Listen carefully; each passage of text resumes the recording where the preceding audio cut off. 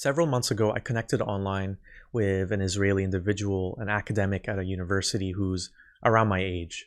He reached out to me after watching a video I posted on my channel about Hamas last year, soon after the October 7 attack. In that video, I questioned the simplistic and inaccurate notion that anti-Semitic Islamic extremism is the primary reason many Palestinians hate Israel and why many Palestinians resist against Israel. I also examined the underlying reasons behind Hamas's actions, not to justify them, but to understand the conditions that fostered their rise. This Israeli said he wanted to have a real conversation with me, and I decided to do it in the hopes that I could sway someone who could actually help effect political change in Israel. The 2 times we spoke together were tough.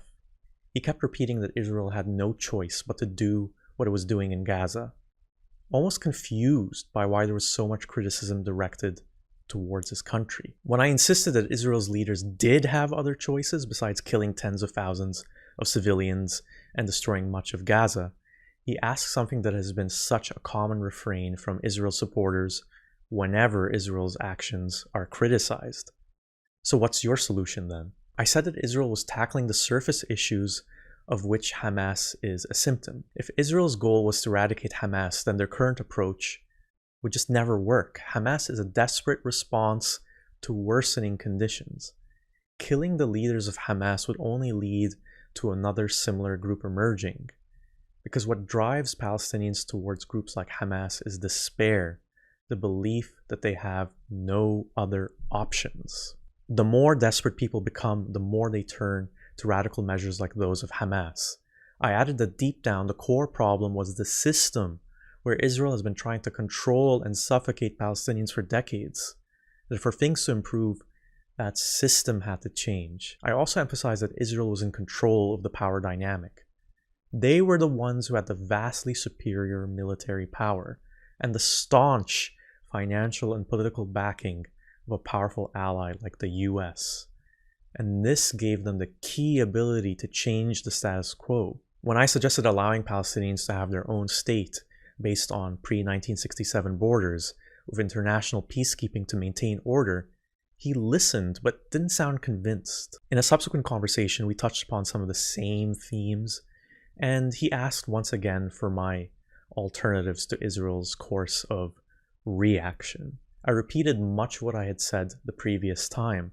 The system had to change, but when I suggested as one possible avenue a one-state solution with equal rights for Palestinians, he was outraged. He yelled at me, accusing me of advocating for genocide, because in his view, all Palestinians, the monolithic threat he had in his mind, want to annihilate Israel, and so if they became citizens with equal rights, they would destroy Israel from within. I almost couldn't believe he saw things that cut and dry. But then again, I suppose I shouldn't have been surprised.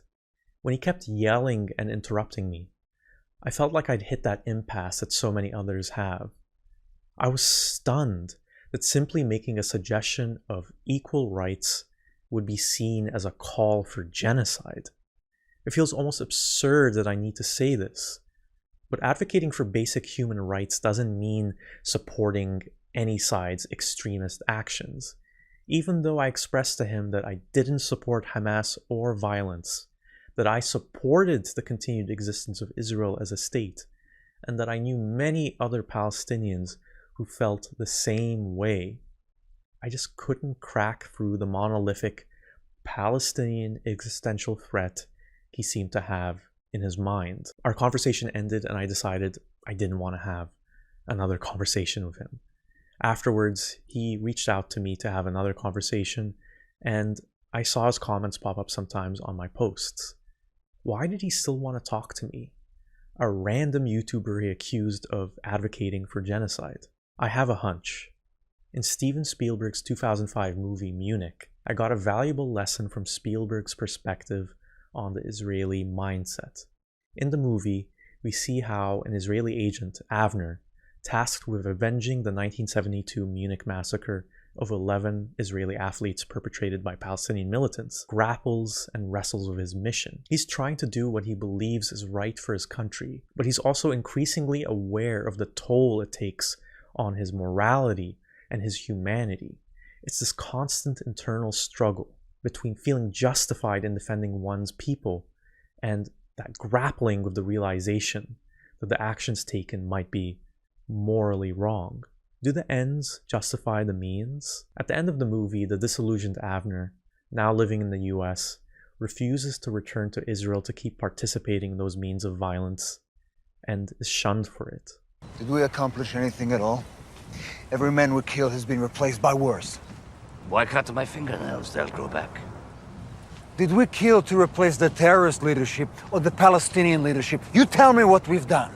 You killed them for the sake of a country you now choose to abandon. The country your mother and father built, that you were born into. You killed them for Munich, for the future, for peace. There's no peace at the end of this, no matter what you believe. You know this is true. Here's what I know. Your father is sick, your mother will be alone. You're a Sabra, your wife and daughter are Sabras. What I came to say is this. Come home.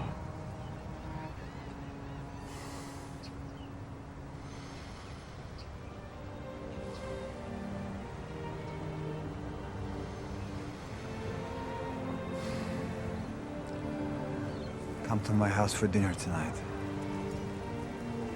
Come on, you're a Jew, you're a stranger, it's written someplace or other that I'm meant to ask you to come and break bread with me. So, break bread with me, Ephraim.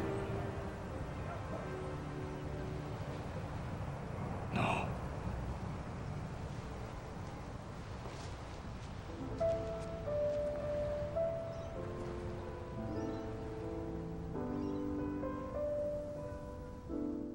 I wonder how much of Avner's internal struggle exists within this Israeli who reached out to me. On the one hand, with his persistence in engaging with me, with his messages about how he was open to learning and being wrong, there might be a nagging part of him that knows that something isn't quite right, that the actions being taken by his government are exacerbating the suffering of millions. Maybe that's why he reached out to me, why he wanted to have these conversations. On the other hand, he clearly wanted to justify what Israel was doing, perhaps to reassure himself that it was all necessary and right. Somewhere towards the end of our second conversation, around the point he was yelling at me over and over again, I felt like I was being used by him. Felt like he wanted to vent at me, a Palestinian, to label me as wrong and misguided and even just bad in order to reinforce his beliefs. It's sad because that mentality, the need to be validated, to feel justified at all costs, prevents any real progress. And it's precisely that mentality that's rooted in unchecked emotionality. The fear of being vulnerable, of losing control, is what perpetuates this conflict.